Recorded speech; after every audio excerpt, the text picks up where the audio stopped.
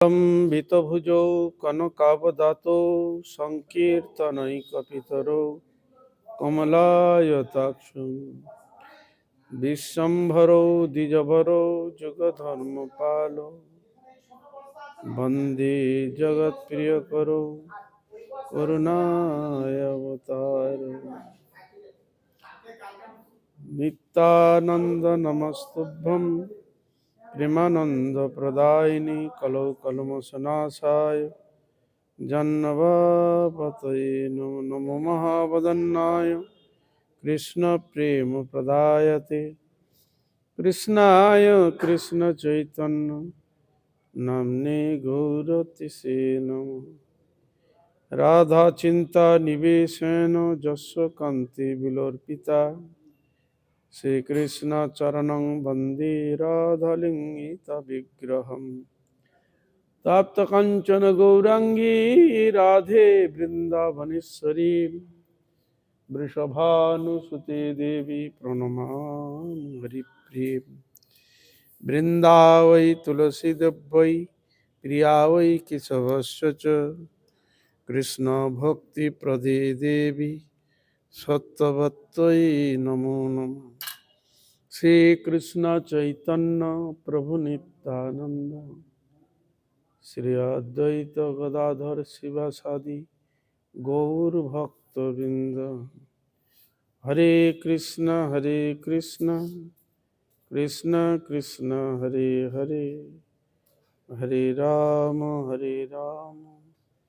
রাম রাম হরে হরে। যাহার করুণায় ভগবত করুণা লাভ হয়,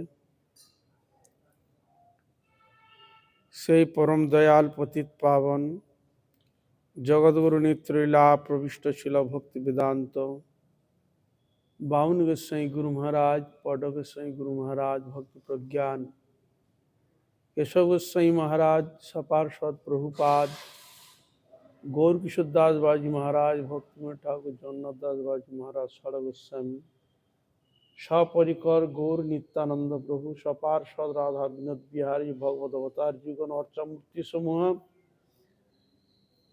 শ্যামকুণ্ড রাধাকুণ্ড সর্ববিষ্ণুপদতা গিরিরাজ মহারাজ, গঙ্গা যমুনা তুলসী মহারানী ভক্তি দেবী, ভক্তি শাস্ত্র জিউ চরণ কমলিয়াধমের ভক্তিপূর্ণ অনন্ত করে ষষ্ঠং ধন্যবাদ প্রণাম পূর্বক তাহাদের অহৈত কৃপা আশীর্বাদ প্রার্থনা করি। পরম পূজনীয় বৈষ্ণববৃন্দ,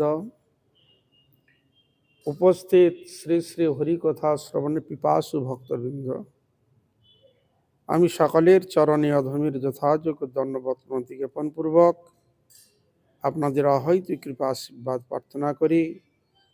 আপনারা কৃপা করুন, আশীর্বাদ করুন, যেন নিত্যকাল হরিগুরু বৈষ্ণবের মহিমা গুণগান কীর্তন করে আমার নরাধম পাপিষ্ঠ জনকে যেন আমি ধন্য করতে পারি। হইয়াছেন হইবেন প্রভুর যত দাস, সবার চরণ বন্ধ দন্তে করি হাস। জয় শ্রী রাধা।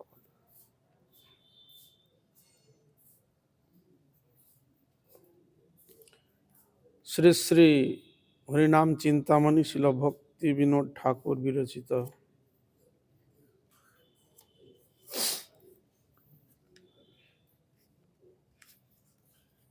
গ্রন্থ থেকে আমরা শ্রবণ করছি।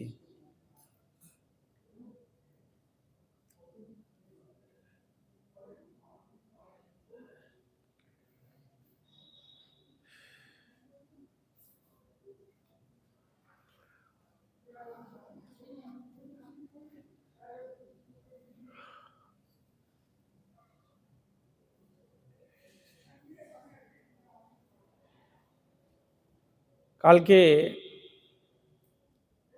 সে বিষ্ণু তত্ত্ব এবং বিষ্ণু বিভিন্ন অংশের প্রকারভেদ জীবের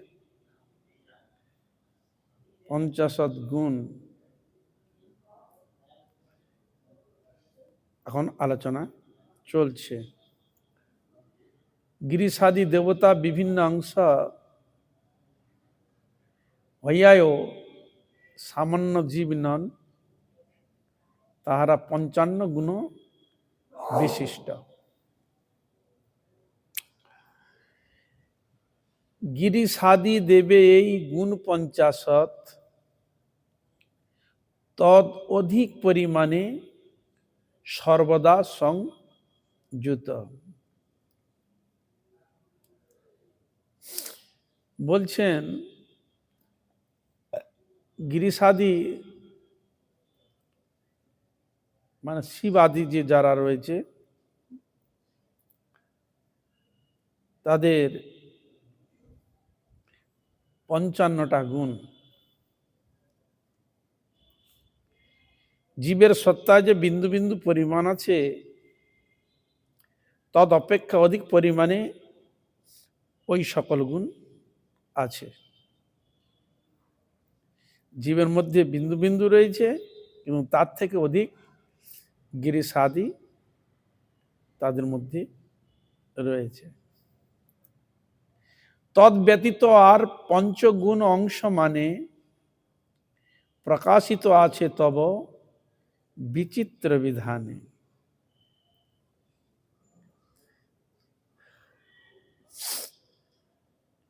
শিবাদি দেবতা এই 50 গুণ ব্যতীত আর 5টি গুণ বিশেষ রয়েছে, অর্থাৎ এই সকল বিষ্ণু তত্ত্ব ব্যতীত আর কাহাতে পূর্ণরূপে নাই। শিবের মধ্যেও এবং গিরিশাদ তাদের মধ্যে পূর্ণতা সম্পূর্ণ দেখা যায় না, একমাত্র বিষ্ণু তত্ত্বের মধ্যে পূর্ণতা দেখা যায়।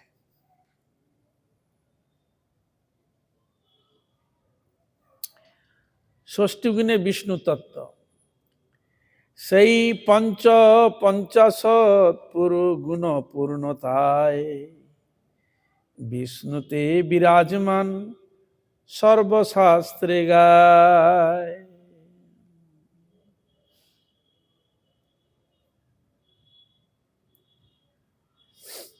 ভগবান বিষ্ণুতে পূর্ণতা রয়েছে। তদ ব্যতীত আর পঞ্চগুণ নারায়ণে আছে, তার সত্তা কভু নাহি অন্যজনে। তাহলে নার মধ্যে 60টি গুণ পূর্ণ মাত্রায়, আর শিবাদি তাদের মধ্যে রয়েছে 55টা গুণ, আর মনুষ্য রয়েছে 50টা আংশিক। এজন্য দেবতাগণ মনুষ্যের থেকে অনেক উন্নত স্টেজে বিরাজমান।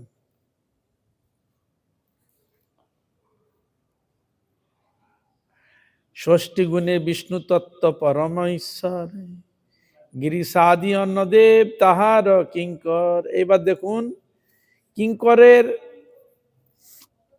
মানে সেবক বা কিঙ্কর, দেখুন তাহলে ভগবান বিষ্ণুর মধ্যে 60টি গুণ পূর্ণ মাত্রায়। তাহলে আমরা দেখি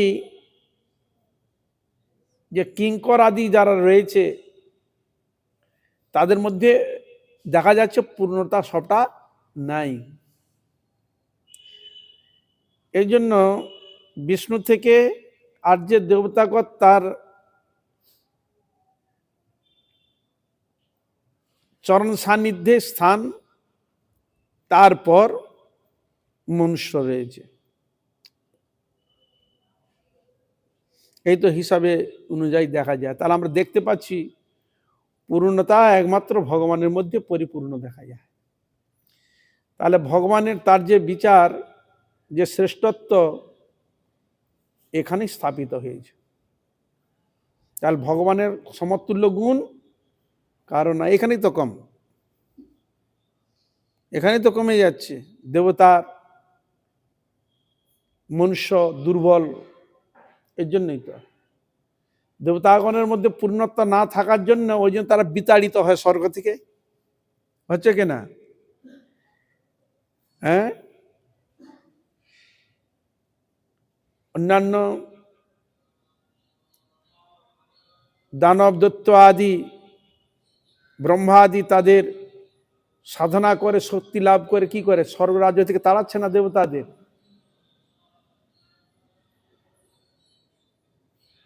শক্তি কমে যাচ্ছে, তো পূর্ণমাত্রা গুণেতে তার শক্তি নিত্য বিরাজমান থাকে।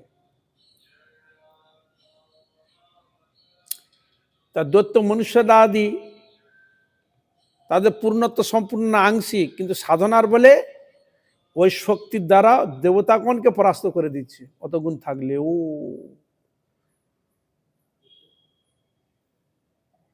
কিন্তু ভগবান তিনি সম্পূর্ণ গুণের পূর্ণমাত্রা অধিকারী। এই জন্য দেবতা থেকে মনুষ্য থেকে আরম্ভ করে সুপ্রিম যে ভগবান গোবিন্দ তার শরণাগত হতে হয়। দেবতাগণদের ক্ষেত্রে দেখুন যত ঝামেলা ঘটেছে ভগবানের শরণাগত হয়েছে, কিন্তু সে ভগবানের সঙ্গে শরণাগত যারা হয়েছিলেন সে তার মধ্যে শ্রেষ্ঠত্ব দেখতে পাচ্ছি ব্রহ্মা শিবাদি। এর জন্য সকল দেবতাগণ ওই শিব ব্রহ্মার অনুসরণে গিয়ে ভগবানের স্তব স্তুতি করে তারা নিয়ে গিয়ে ভগবানের দর্শন করাচ্ছে। তাহলে আমরা কত দুর্বল চিন্তা করো, সম্পূর্ণ দুর্বল।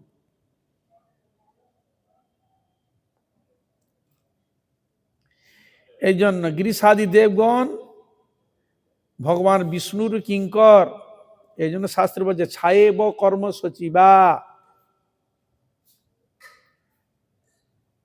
এরা সব সচিব মন্ত্রী, জীবকে পরিচালনা করার জন্য তাদের সুযোগ সুবিধা দেওয়ার জন্য ভগবান এক এক ডিপার্টমেন্টে একজনকে রেখেছে। কিন্তু তারা ওই ডিপার্টমেন্টে থাকলেও যেমন সদ্গুরু পদাশ্রয় যারা তাদেরকে বলে নিত্য মন্ত্র জপ, নিত্য ভগবানের গুণগান কীর্তন করতে, যত কাজ থাক না কেন তোমাকে সে নিয়ম নিষ্ঠা করে যেতে হবে।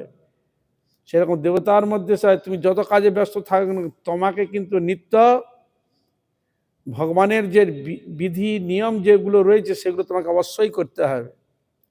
যদি গন্ডগোল করো তখন অসুর কর্তৃক বিতাড়িত হয়ে রাজ্য হারাতে হয়, পদ হারাতে হয়। এই জন্য তো স্তুতিতে বলা রয়েছে জং ব্রহ্মা বরুরেদ্র রুদ্র মরুত স্তুন্নন্তি দিব্য স্তবই বেদের সাঙ্গ প্রসুদের গায়ন্তি জং সামগা ধনাবস্তগতে না মনসা পশ্যন্তি জং যোগিন শাস্তন বিদুসুরাসুরগণ হাদিবা তস্মৈ নমঃ। ঋষি ঋষিত্ব, ভক্তের ভক্তত্ব, ভগবত সাধনের উপর তাদের সিদ্ধত্ব প্রাপ্ত হয়। আবার বেদাদি শাস্ত্রের ভগবানের গূঢ় রহস্য কথা যদি না বর্ণন করেন, না বক্তব্য পেশ করেন, তাহলে বেদ শাস্ত্রের কোনো মূল্য থাকে না। পুরাণাদি শাস্ত্রে সেখানে যদি ভগবানের কথা যদি বর্ণিত যদি না থাকে তাহলে পুরাণের পুরাণত্ব ঠিক ঠিক প্রকাশ পায় না। দর্শন শাস্ত্রে তার দর্শনের বিচারটা ভগবত বিষয়ে, আত্মকল্যাণ বিষয়ে যদি বিচার যদি না থাকে তাহলে সে দর্শনের কোনো মানেই হয় না। তাহলে আমরা জগতে যা কিছু দেখতে পাচ্ছি যে সিদ্ধান্তগত সকল ভগবত বিষয়ে, ভগবত প্রাপ্তি আত্মকল্যাণের নিমিত্ত সে জিনিসগুলো প্রকাশিত হয়েছে। এই জন্য এখানে বলছেন সামগাহা, বেদাদি শাস্ত্র, মুনি ঋষিগণ, সুর অসুরগণ সকলে তার স্তুতি করছে কার? ভগবানের। তাহলে এরা যদি স্বয়ং যদি পারক হতো, শক্তিমান বলবান যদি হতো, তাহলে ভগবানের স্তব স্তুতি করার কোনো প্রয়োজন হয় কি? বলুন হরে কৃষ্ণ। দুর্বল ব্যক্তি তো পরাক্রমশালীর শরণাগত হয়। কারা? দুর্বলী। শরণাগত না হলে হবে না। এই জন্য ভগবানের কৃপা যতক্ষণ হাম্বি চাম্বি থাকে, দেবতা গণ অসুরের সঙ্গে লড়ে, যখন আর পারল না তখন ভগবানের শরণাগত হলে। শত ক্ষমতা ছিল, প্রয়োগ করে দেখলাম কিছু করা গেল না, এখন আপনি এবার সিদ্ধান্ত নেন কি করা যাবে। কারণ কার কাছে যাচ্ছে? ভগবানের কাছে যাচ্ছে। ভগবানের স্তুতি করে, ব্রহ্মা স্তুতি করছেন, শিব স্তুতি করছেন, নারদ স্তুতি করছেন, ইন্দ্র স্তুতি করছেন, বায়ু বরুণ স্তুতি করে। প্রত্যেকটা ভগবত বিষয় যে স্তুতি আলাদা আলাদা শাস্ত্র বর্ণন রয়েছে। ভগবানের কৃপা প্রার্থনা নিমিত্ত প্রত্যেকটি দেবদেবী থেকে আরম্ভ করে সকলে স্তুতি করেছে ভগবত বিষ্ণুর। তার শাস্ত্রের মধ্যে তার বর্ণন রয়েছে। তার স্তুতিগুলো কার করে? উপরওয়ালার তো। হ্যাঁ, আর কিঙ্কর ভাবাপন্ন, সেবক ভাবাপন্ন হয়ে ভগবানের কৃপা প্রার্থী হতে হয়। যদি বলে আমি তো পূর্ণ, তোমার প্রয়োজন নেই, তাহলে তোমার কাছে যাওয়ার কোনো প্রয়োজন আছে কি? তাহলে এখানে দেখা যাচ্ছে সুপ্রিম ভগবান গোবিন্দ, তিনি এই জীবকে পরিচালনা করার জন্য তিনি আবার বিভিন্ন রূপ ধারণ করে, দেবতা আদি সবকিছু ধারণ করে প্রকাশ করছেন জীবকে পরিচালনা করার জন্য, তাদের নিয়ে আসার জন্য। এই জন্য তিনটি গুণাবতার রয়েছে, ব্রহ্মা, বিষ্ণু, মহেশ্বর। এদিকে বলা হয় গুণাবতার। ব্রহ্মা তিনি রজগুণের সৃষ্টি করছেন, বিষ্ণু সত্যগুণে পালন করছেন, আর শিবজি তমগুণে ধ্বংস করছেন। আর এই জগতে আমরা দেখতে পাই এই তিনটি গুণের দ্বারা জগৎ পরিচালিত।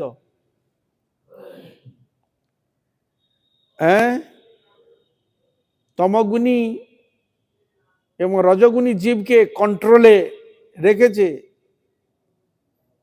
কথা অনায়াসে কথা শুনে, কারণ সত্যগুণীর দ্বারা ভগবান বিষ্ণু পালন করছেন। এই জন্য তার এর মধ্যে চলে আসে, বসে চলে আসে। কিন্তু রজ এবং তমকে কন্ট্রোল করছেন সত্যগুণ। এই জন্য ব্রহ্মা যদি রজগুণী যদি না হতেন তাহলে সৃষ্টি হতো না। আবার তমগুণ যদি না থাকে ধ্বংস হবে না। তাহলে মানুষের মধ্যে এই তিনটি গুণ রয়েছে। এই সত্য রজয় তিনটি গুণ নিয়েই আমরা সারা জীবন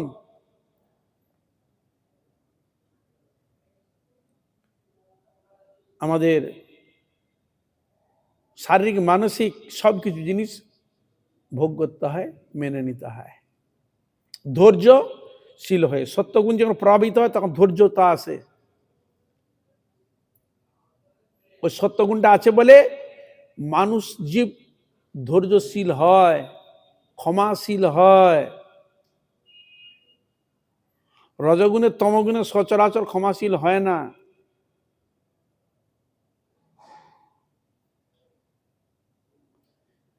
এই জন্য স্বয়ং ভগবানই তার এই সৃষ্টির মাধ্যমে বিশাল বিশ্ব জগৎ চরাচরকে প্রতিপালন করছেন সত্যগুণী বিষ্ণু রূপে। এই বিষ্ণু রূপে তিনি রয়েছেন বলে এই জন্য ব্যাপক, বিষ্ণু শব্দটি হচ্ছে ব্যাপক শব্দে অর্থ প্রকাশিত হয়।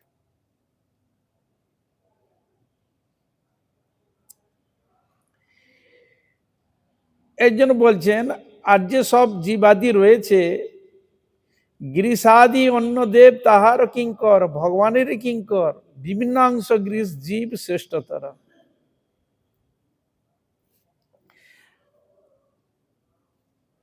বিষ্ণু সর্বজীবেশ্বর, সর্বদেবেশ্বর, সরেশ্বর। বিষ্ণু হচ্ছে সর্বজীবের ঈশ্বর, সর্বদেবেশ্বর ভগবান বিষ্ণু।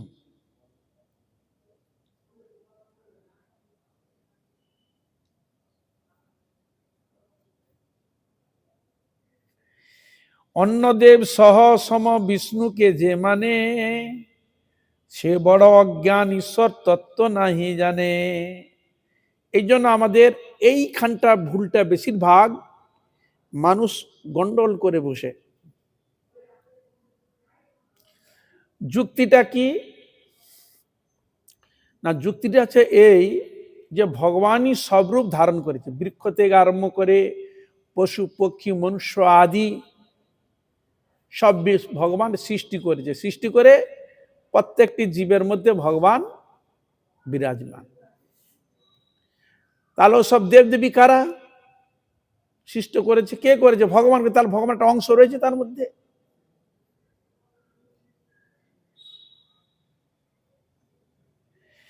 কিন্তু সেই ভগবান এরকম বহু রূপ ধারণ করলেও গুণগত যখন তার বিচার যখন আসবে, কিঙ্কর আভাস যখন, তাহলে সকলকে, তাহলে আমরা দেবত্ব সকলেই আমরা হয়ে যেতাম, ওই ভগবানের মতো সর্বশক্তি আমরা লাভ করতে পারতাম যদি ওই ক্ষমতায় থাকতো। তবে আমরা দুর্বল কেন? যুক্তি আসছে। এই জন্য এখানে বলছে অন্য দেব সহসম বিষ্ণুকে যে মানে, বলে অন্যান্য দেবতা যা বিষ্ণু সমান। কি করে সমান হবে? আমরা সংসারে দেখছি পিতামাতা আর গুরুজন, ছেলেও মেয়েও পিতামাতা থেকে এসেছে, তা একই রকম দেখে একই রকম সব হলেও, এই মনুষ্য পিতামাতা মনুষ্য মনুষ্য হলেও এখানে গুরু আর লোক বিচার আছে, আছে কি না? জগতে আমরা কি দেখছি? মায়ের গুরুকে পিতা, তার এখানে দেখা যাচ্ছে গুরুত্ব রয়েছে কিনা? দেখতে তো কি লাগছে, বিচার আসছে কিনা? পুত্র সন্তানের গুরুকে মা, কি? তাহলে আপনি এখানে কন্যা পুত্রকে পিতামাতা সমান বলতে পারবেন কি? আজ না হলো ছোট দুদিন পরে সেও তো পিতামাতা হবে। তা সেও পিতামাতা হলে ওই তার যে জন্মদাতা পিতার মাতা, সে যে সংসার করে পিতামাতা হলো, তাহলে পিতামাতার সঙ্গে এক করা হবে তো? যদি এই দৃষ্টান্ত যদি থাকে, তাহলে আমরা পিতামাতাকে যে শ্রদ্ধা আদি ভক্তি আদি শ্রদ্ধা আদি করে থাকি গুরুজন রূপে, তা কেন করি? সমান তো, এখানে শ্রদ্ধা করার কি প্রশ্ন উঠে? আমরা সমান তো, কে কাকে সম্মান করে, কে কার প্রতি শ্রদ্ধা রাখে? তাহলে এখানে কিসের না গুরু, লক্ষ্য গুরু রয়েছে আমার পিতা, তখন গুরুজন কি? লৌকিক দৃষ্টিতে দেখা যাচ্ছে আমরা সম্পর্ক করতে পারছি না, ওই ওই ওই পিতা মাতা থেকেই তো সন্তান এসেছে, না আসেনি? তাহলে রক্তপিণ্ড মাংস থেকে শরীর হলেও কিন্তু এখানে পিতা মাতা গুরুজন, এখানে কেউ উল্টাপাল্টা করতে পারবে না কোনোদিন। তাহলে এই জন্য শাস্ত্রে বলা রয়েছে পুত্র হচ্ছে পিতার রূপ, কন্যা হচ্ছে মায়ের রূপ, এটা তো দেখা যায়। তাহলে এখানে সমান করা যাচ্ছে কি না? গুরুজন আর লঘু দুটা আলাদা, সমান করা যাবে না কোনোদিন। একই সবকিছু হলেও সেখানে ভাগ রয়েছে, লঘু গুরু ভাগ রয়েছে, সমান করা যাবে না। তাহলে আধিকারিক দেবদেবী যে রয়েছেন যাহারা, তাহলে ভগবান সেরকম রূপ এলো তার সঙ্গে সমান করা যাবে? প্রশ্ন এটাই, এখানে এটাই তুলেছে, বলে অন্য দেব সহসম বিষ্ণুকে যে মানে, সে বড় অজ্ঞান, ঈশ্বর তত্ত্ব নাহি জানে। তা আমরা সবাই যদি বিষ্ণু হয়ে, সবাই যদি ভগবান হয়ে যাই, কে কার সেবা করবে? কে কার শরণে যাবে? আমরা নিজে নিজেকে রক্ষা করতে পারি না। বিষ্ণু শরণাগত, এই যে লীলাতে দেখা যাচ্ছে বিষ্ণু শরণাগত, ভগবান শরণাগত হতে হচ্ছে কেন? তার মধ্যে সব যদি ক্ষমতা থাকে, সে নিজে করতে পারে না কেন? তাহলে আমরা দুর্বল। হ্যাঁ, এই জন্য নিষেধ করেছে। অন্য দেব সহসম বিষ্ণুকে যে মানে, অন্যান্য দেব আদিকে তাকে সমান যদি বিষ্ণুকে মানে, সে বড় অজ্ঞান, ঈশ্বর তত্ত্ব নাহি জানে। বলে সে অজ্ঞান, যে সমান বলে বিষ্ণুর সঙ্গে অন্যান্য তাদের সঙ্গে যে সমান জ্ঞান করে, তাকে বলা হচ্ছে অজ্ঞান। অজ্ঞানী সে ব্যক্তি, ঈশ্বর তত্ত্ব নাহি জানে। তাহলে আমরা সমান কি করে বিচার করব বলুন?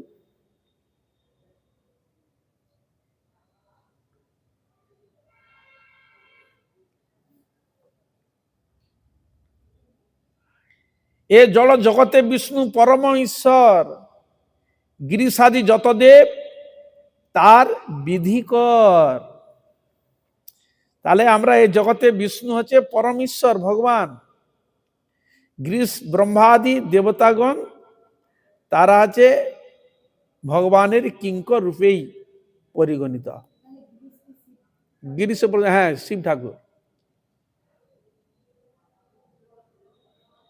তাহলে আমরা দেখতে পাচ্ছি যে ভগবানই পূর্ণ তত্ত্ব, আর যত শিবাদি ব্রহ্মাদি যারা রয়েছে সেগুলো সব কিঙ্কর তত্ত্ব। যত জীব, জীবাদি মানে জীব, জীব কোথায় নেই? সিদ্ধ আত্মা তাকে জীব নামে অভিহিত করা হয়েছে। যারা নিত্য মুক্ত সেও জীব, আর যে নিত্যবদ্ধ সেও জীব। একটি হচ্ছে মুক্ত জীব আর একটি হচ্ছে বদ্ধ জীব, এই হলো তফাৎ। কিন্তু জীব শব্দটা সকলের মধ্যে রয়েছে, কিন্তু ভগবানকে জীব বলা হয় নাই, কিন্তু ব্রহ্মাদি তাদিকেও জীব শব্দ সংযুক্ত করা হয়েছে। কিঙ্কর শব্দে পড়েছে সকলে, কিন্তু বিষ্ণুকে জীব তত্ত্ব বলা হয় নাই। বুঝা গেল? তাহলে এই জন্য এই মধ্যে আমরা দেখতে পাচ্ছি এই বিচারটা রয়েছে সৃষ্টির কারণের মূল, যে এই জন্য সর্বকারণ কারণ, এই জন্য স্বয়ং কৃষ্ণ দ্বৈপায়ন বেদদেব ব্যাস ফেসে গিয়েছিল। গন্ডগোলটা কোথায় হয়েছে? এই জন্য আমরা বলে মশাই, শিবের যখন শিব পুরাণে শিব বিষয় নিয়ে যখন আলোচনা করে, সেখানে বলে শিব পরম তত্ত্ব সর্বশ্রেষ্ঠ, বুঝলেন, সেখানে বর্ণিত হয়েছে। আবার ব্রহ্মার বিষয়ে যখন আলোচনা হলো, ব্রহ্ম সর্বশ্রেষ্ঠ। আবার বিষ্ণু তত্ত্ববাদ নিয়ে যখন আলোচনা হলো, সেখানে ভগবান সর্বশ্রেষ্ঠ, বিষ্ণু সর্বশ্রেষ্ঠ। এবার আপনি বলুন, তা আপনি যখন বললেন মশাই এখানে তো শিবের কথা লেখা রয়েছে সর্বশ্রেষ্ঠ, ওখানে লেখা আছে ব্রহ্মার কথা সেও সর্বশ্রেষ্ঠ লেখা রয়েছে।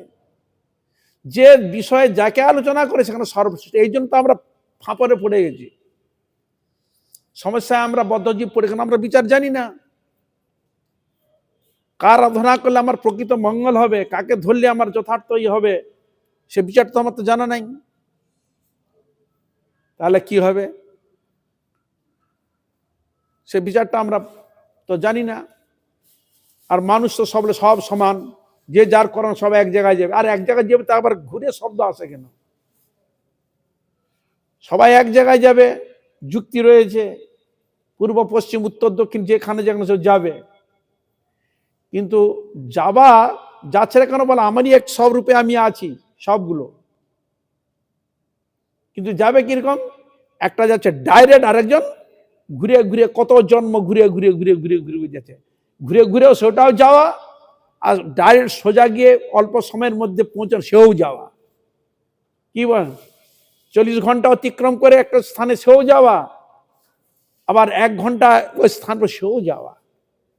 যাওয়া কোনটা নয়?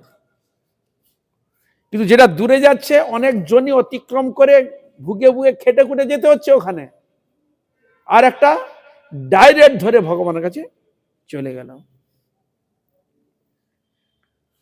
তাহলে যিনি তত্ত্ব জানেন, আমি এত ঘুরতে যাব কেন? এই জন্য ব্যবসা আত্মিকা বুদ্ধি। যারা ব্যবসা করে তাদের বুদ্ধি খুব টনটনে আছে। কি বুদ্ধি?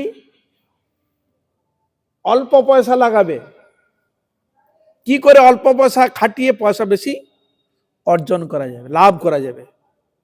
পয়সা খাটাবে কম, কিন্তু অধিক পয়সা ইনকাম করবে, পরিশ্রম কম অথচ ইনকাম লাভবান।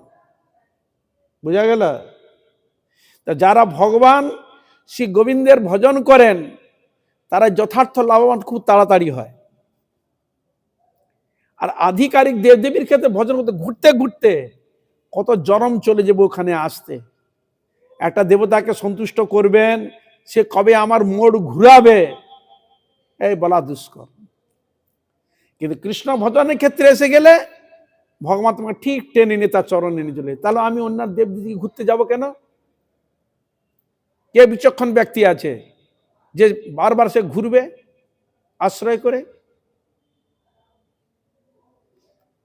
এই জন্য ভগবানের বক্তব্য রয়েছে, মামেকং শরণং ব্রজ,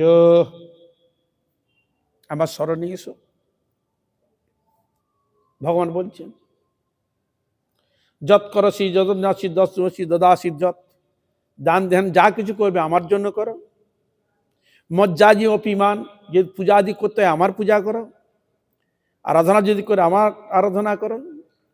আবার কেউ মূঢ় ব্যক্তি সে আবার কৃষ্ণের এই কথাকে বলছে, হ্যাঁ উনি আবার ভগবান নিজেকে লোকের কাছে বাহাদুরি করার জন্য সে বলে আমার পূজা, কেন তোমার পূজা করতে?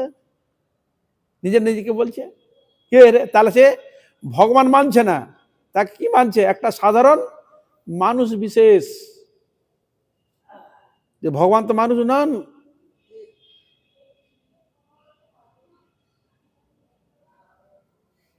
বুঝা গেল?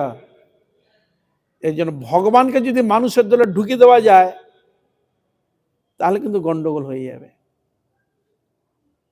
এই জন্য আমরা যাতে তাকে মনুষ্য জ্ঞান থেকে বিরত হই, এই জন্য ছিল কৃষ্ণ দ্বৈপায়ন বেদব্যাস কৃষ্ণের লীলাকে তুলে ধরলেন। অগাসুর বকাসুর থেকে আরম্ভ করে গিরিরাজ গোবর্ধন থেকে আরম্ভ করে বহু কিছু লীলা সংযোজন করেছে। কেন এত তোলার কি কারণ? যে তিনি যে ভগবান, যেগুলো মানুষ পারে না করতে সেটাও তিনি করছেন। যেখানে ব্রহ্মা শিবাদি সমাধান আনতে পারছে না, সেখানে বিষ্ণুর শরণাগত হয়ে বিষ্ণুর মাধ্যমে সমাধান করছেন। যুক্তি পাচ্ছি শাস্ত্রে। বৃকাসুর আপনারা নিশ্চয়ই নাম শুনেছেন, যাকে বলে ভস্মাসুর। শিবের পরম ভক্ত ছিলেন, শিবের পরম ভক্ত। শিবকে প্রাপ্তির জন্য বহু কঠোর তপস্যা করেছে। কঠোর এমন তপস্যা করতে আরম্ভ করলো, শিব ঠাকুর আর থাকতেই পারলেন না, প্রকট হয়ে গেলেন।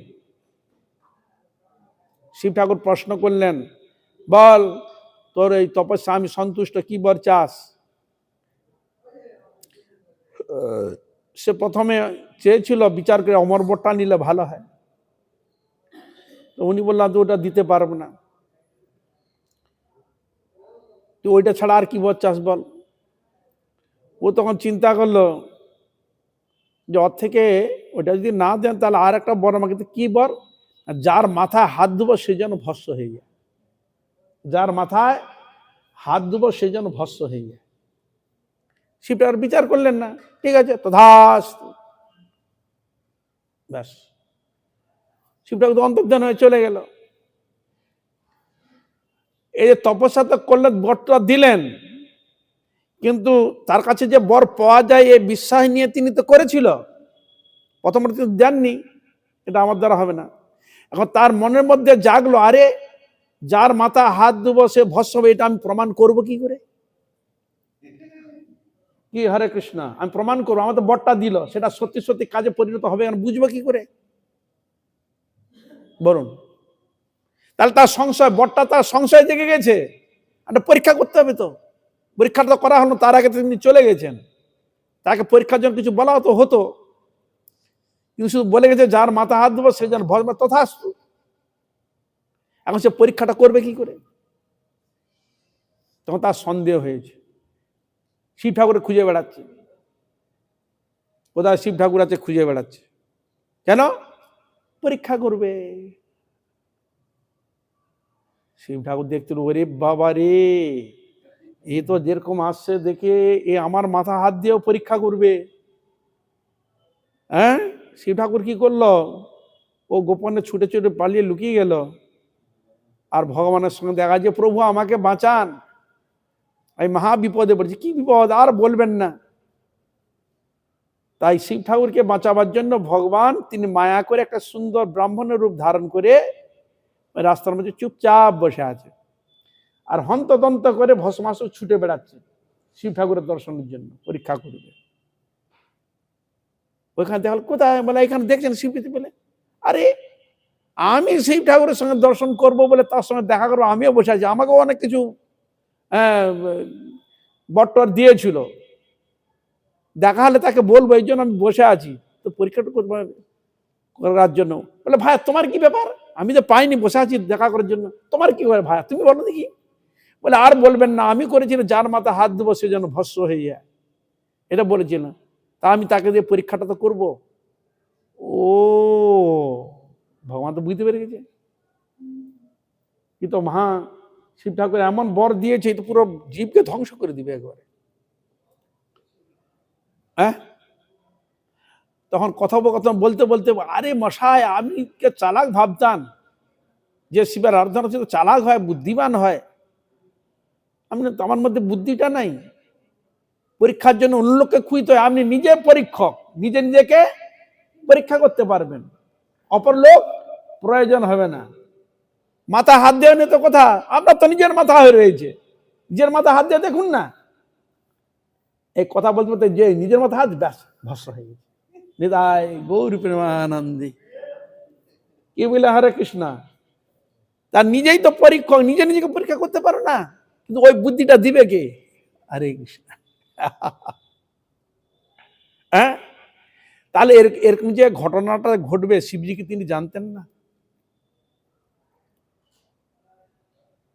ভগবানের শরণাগত হতে হলো, এটা তার লীলা, যে এরকম ঘটনাও ঘটে, ওই সন্দেহ। যাই হোক, তাহলে ভগবানের শরণাগত হতে হলো কিনা বলুন, তার নিজে তো সমাধান করে নিতে পারতেন, ঝামেলা চলে যেত। এই জন্য ক্ষেত্র বিশেষে এরকম অনেক কিছু জিনিস আমরা শাস্ত্রের যুক্তিগুলো পেয়ে থাকি। আচ্ছা, এদিকে এক ঘটনা গেল, ব্রহ্মার দিকে দেখুন, ব্রহ্মা তপস্যা করতে আরম্ভ করলেন, হিরণ্যকশিপু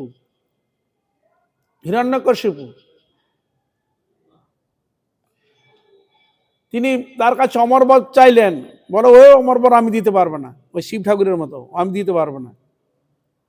তখন চিন্তা করলে কি বর নেওয়া যায়, ওই অমরবরের মতো কাজ হবে। তখন তিনি বললেন, আমার দিনে মৃত্যু হবে না, রাত্রে মৃত্যু হবে না, অস্ত্র শস্ত্রের মৃত্যু হবে না, হ্যাঁ, কোনো মনুষ্য কোনো তারা আমাকে মারতে পারবে না, তার সে ভালো অমর হয়ে গেছি। কি হরে কৃষ্ণ, ঘরেও মরবে না, ঘরের বাইরেও মরবে না, শূন্যে মরবে না, আর ভূমিতেও মরবে না, তাকে কোনো প্রাণী তাকে মারতে পারবে না। তাহলে অমরবর হয়েছিল কিনা বলুন, কেউ তাকে মারতে পারবে না, অস্ত্র শস্ত্রও নয়, কোনো ক্ষেত্রে তাকে মারতে পারবে না। তখন তার কি হলো, সেরকম অমর হয়ে গেছি, কি করলো, উৎপাত করতে আরম্ভ করলো, এমন উৎপাত করতে আরম্ভ করলো, মুনি ঋষিদের আর মানল না। সে বলে আমি ভগবান, আমার পূজা কর। হ্যাঁ, মুনি ঋষিদের যাগযজ্ঞ ভেঙে দিচ্ছে, যজ্ঞটা আমার জন্য কর। কি হলো, হ্যাঁ, উৎপাত সৃষ্টি হয়ে গেল, বাধক হয়ে দাঁড়ালো। হ্যাঁ, আবার ওই ব্যক্তিকে যথার্থ রূপে বিনাশ করার জন্য ওই বংশেই জন্মগ্রহণ করালেন কাকে, ভক্ত প্রহ্লাদকে।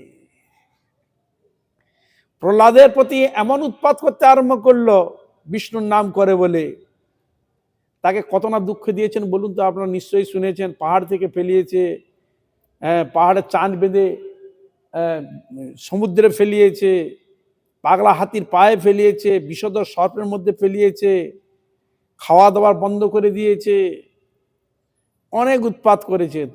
লাস্টের দিকে অগ্নি প্রজ্বালিত করে তাকে মারার জন্য চেষ্টা করেছে। দেখুন কিরকম মানে কঠোর হয়ে গেছে, চিন্তা করুন। যখন বিষ্ণু বিদ্বেষী হয়ে যায়, ভগবত বিদ্বেষী, তখন তার মধ্যে কোনো দয়া মায়া বলে কিছুই থাকে না, স্নেহ বলে জিনিসটা, প্রীতি বলে জিনিসটা থাকে না, ক্ষমা বলে কোনো জিনিসটা থাকে না তার কাছে। সন্তানকে মারার জন্য উঠেছে, কোনো দিক দিয়ে মারতে পারলো না। ওই তখন প্রহ্লাদ বলল, এই তুই কার বলে বলিয়ান? আমাকে সকল দেবতা পর্যন্ত ভয় করে, তুই আমাকে করছিস না? কার বলে বলিয়ান তুই? প্রহ্লাদ উত্তর দিচ্ছে, আপনি যার বলে বলিয়ান, আমি সেই একই বলে বলিয়ান। সকলে একই ঈশ্বরের সন্তান আমরা। আপনি যে বলে বলিয়ান করেছেন, আমাকে সে একই বলে। ও তা তুমি, তোমার বিষ্ণু কোথায়? থাম্বাতে? হ্যাঁ, এখানে আছে। ও তো দেখতে পায়নি, যেহেতু বলেছে আছে, তাহলে ওর কথা বিশ্বাস করলো। ওই তখন মুষ্টাঘাত করতে গেছে, যে মুষ্টাঘাত থাম্বা ভেঙে গেল, আর নৃসিংহদেব প্রকট হয়ে গেছে। থাম্বা থেকে প্রকট হয়ে যুদ্ধ করে তাকে কি করলেন? ওই যে সব বরগুলো নিয়েছিল ব্রহ্মার কাছে, সেই সব বরের আইনকে ফাঁক কোথায় কোথায় আছে, সেই ফাঁক অনুযায়ী তাকে বধ করলেন। বললেন আইন যেমন আছে, আইনের ফাঁকও রয়েছে। ফাঁকগুলো খুঁজলেন। কি ছিল? দিনে মরবে না, রাত্রে মরবে না, ঘরেও নয়, ঘরের বাইরে নয়। এই জন্য ঘরের চৌকাটটা হচ্ছে বাইরে দ্বার, ওইটা হচ্ছে নৃসিংহদেবের স্থান, ওই জন্য ওখানে বসতে নাই। নৃসিংহ তাহলে ওই যে ঘর, ওটা ঘরও নয়, ঘরের বাহিরও নয়, ওইখানে নৃসিংহ স্থান বললেন। বলে উপরেও মরবে না, নিচেও মরবে না, কোথায়? কোলে নিলেন। অস্ত্র মরবে না, শস্ত্র মরবে না। আর কোনো প্রাণীর ক্ষেত্রে, ভগবান তো কোনো প্রাণী নন, কি নিলেন? সিংহ, নরসিংহ রূপ, আর কিছু মনুষ্যাকৃতি। তার মানুষও নয়, পশুও নয়, একটি এমন মানে ক্ষেত্রে প্রকট হলেন। অস্ত্র না, কি দিয়ে? নখ, নখ দিয়ে ই করে দিলেন। কি বুঝলেন? হরে কৃষ্ণ। তাহলে এই যে ঘটনাগুলো যে হয়েছে, তাহলে ব্রহ্মা তিনি জানতেন না কি? হরে কৃষ্ণ। আমি যে বরটা দিচ্ছি, আমার সৃষ্টিটাকে ধ্বংস করে দিবে। তা এই যে ওরা তো দিয়েই যাচ্ছে, শিবে বলো, ব্রহ্মা বলো, অন্যান্য অনেক তো দিয়েই যাচ্ছে, সেটাকে সামর্থ্য আনছে কে? স্বয়ং ভগবান। হরে কৃষ্ণ। পালন করছেন তিনি, এই রক্ষা করলেন ওকে ধ্বংস করে। আসুন শ্রীমদ্ ভগবদ গীতা। শিবী কি ছিল না? না ব্রহ্মাও ছিল না? ক্ষমতাবান কারা ছিল না? অনেকেও ছিল। কিন্তু যুদ্ধের গোড়ায় আসতে হলো কাকে? স্বয়ং ভগবানকে আসতে হলো।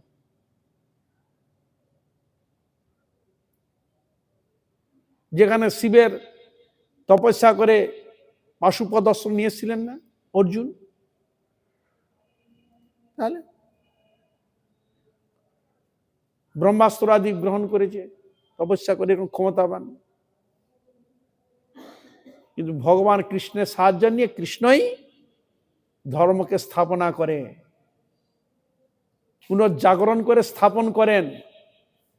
এটি অন্যান্য দেব দেবীর ক্ষেত্রে একে স্থাপন করা সম্ভব নয়, সেটা ভগবানকেই স্বয়ং আসতে হবে, তবে কাজটাকে সমাধা করার জন্য। এই জন্য ভগবান কৃষ্ণকে আসতে হলো। এই জন্য গীতায় বলে, যদা যদা হি ধর্মস্য গ্লানির ভবতি ভারত অভ্যুত্থানং ধর্মস্য তদাত্মানং সৃজাম্যহম পরিত্রাণায় সাধুনাম বিনাশায় চ দুষ্কৃতম ধর্ম সংস্থাপনার্থায় সম্ভবামি যুগে যুগে। এই জন্য কে আছে? ভগবান আছেন। এই সিচুয়েশনকে ম্যানেজ করতে ছোটখাটো যে দুয়া, সেগুলো ম্যানেজ হয়ে যায় অন্য ক্ষেত্রে। যেমন ওই হিরণ্যকশিপকে বধ করতে হবে, হ্যাঁ, ওই ক্ষণিকের জন্য নৃসিংহদেব এসে বধ করে দিয়ে চলে গেলেন। ওইটাকে ম্যানেজ করার জন্য এটা যথেষ্ট। বুঝা গেল? পিতৃসত্য পালন করার জন্য, ওইটাকে স্থাপন করার জন্য আসতে হবে। কি রূপে এলেন? রামচন্দ্র রূপে এলেন, মর্যাদা পুরুষোত্তম রূপে ওইটা তিনি স্থাপন করলেন। সত্যব্রত মুনি আদি অনেক ক্ষেত্রে যেগুলো কুর্ম অবতার এলেন কেন? ওই যে সমুদ্র মন্থন হয়েছিল, ওইটাকে সমাধা করার জন্য ওই কুর্ময় অবতারে ওইটাই তার সমাধা হয়ে গেল। কিন্তু নিত্য যে ধর্মকে যে স্থাপন যখন করতে হবে, তখন ভগবান না এলে ওকে স্থাপন করা যাবে না। এই বিষয়ে আমরা মহাপ্রভুর ক্ষেত্রে আমরা কথা পাই যে চৈতন্য মহাপ্রভু প্রেমাবতার রূপে এলেন কেন? এদিকে আসুন, এদিকে।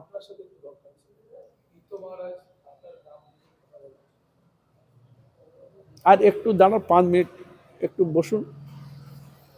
তারপরে সেখানে এটা হলো কেন না, ভগবান শ্রীকৃষ্ণ তিনি ওই সময়টাকে ঠিকভাবে পরিচালনা করার জন্য চৈতন্য মহাপ্রভু কেন প্রেম দিবে। প্রেম যদি দিতে হয়, কৃষ্ণ প্রেম যদি দিতে হয়, সেটা মহাপ্রভু রূপে দেওয়া সম্ভব, অন্য রূপে দেওয়া সম্ভব নয়। তাই চৈতন্য মহাপ্রভু রূপে সেই কৃষ্ণ চৈতন্য মহাপ্রভু রূপে এলেন, কি দিবেন?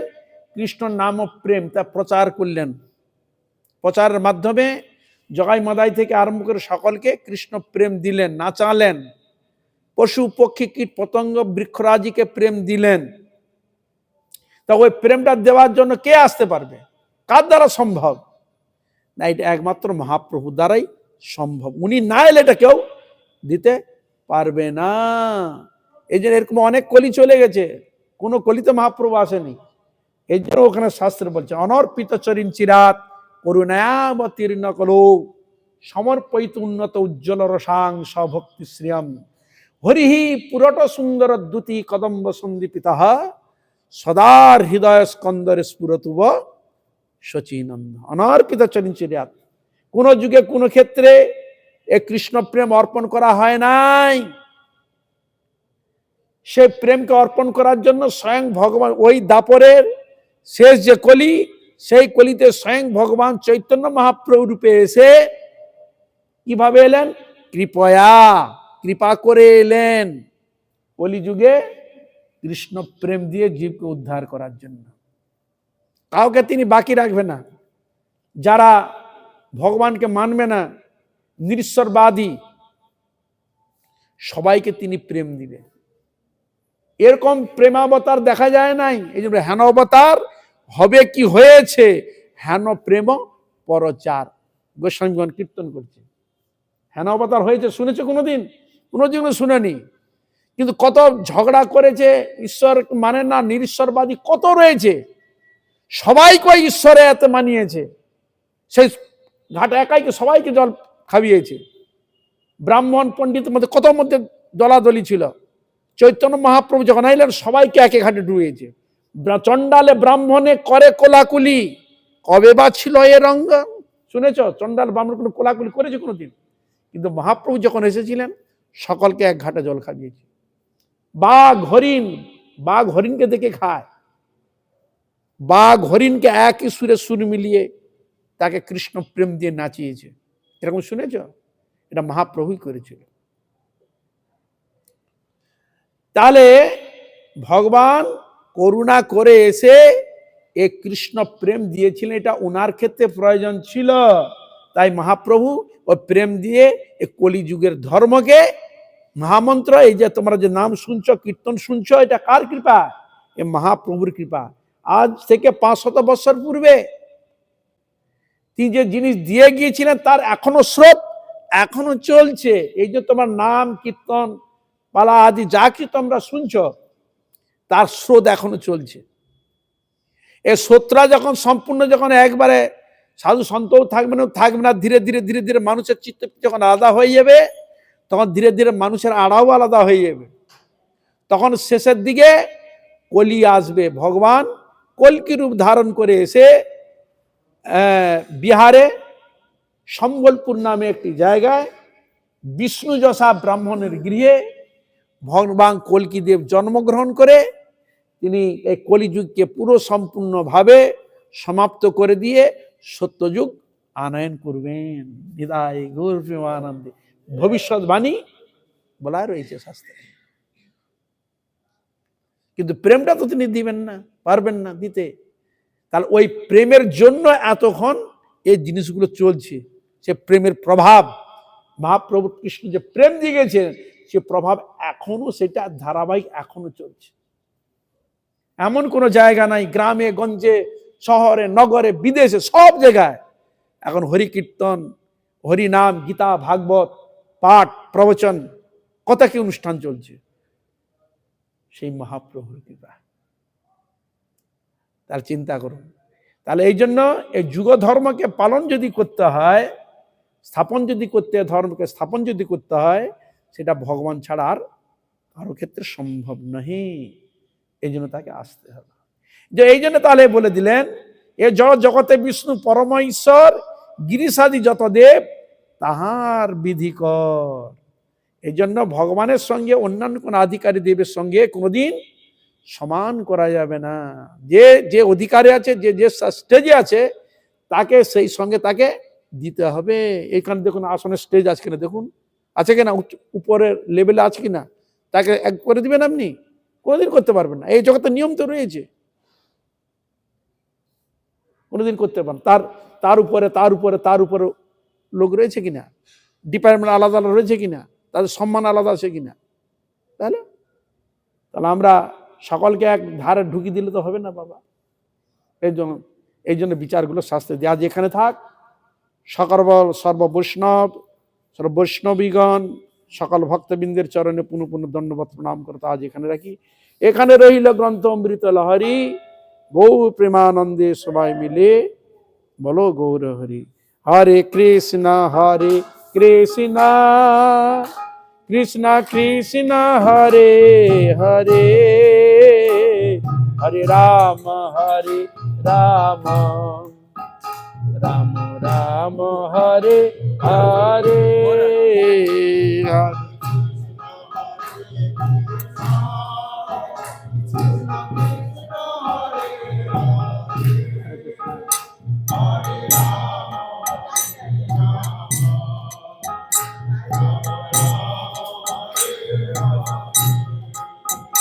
হরে কৃষ্ণ কৃষ্ণ কৃষ্ণ হরে হরে, হরে রাম রাম রাম হরে হরে।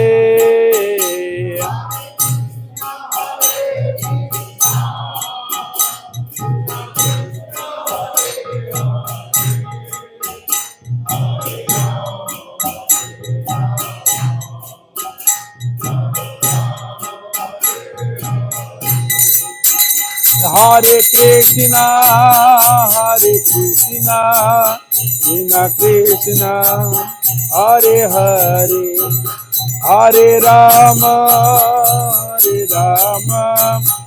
রাম রাম হরে হরে।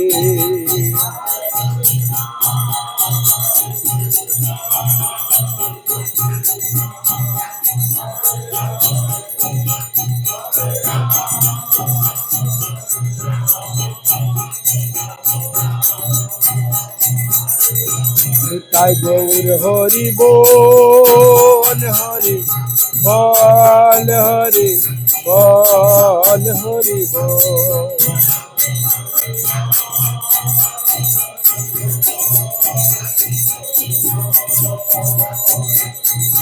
নিতাই গৌর হরি বল, হরি বল, হরি বল, হরি বল।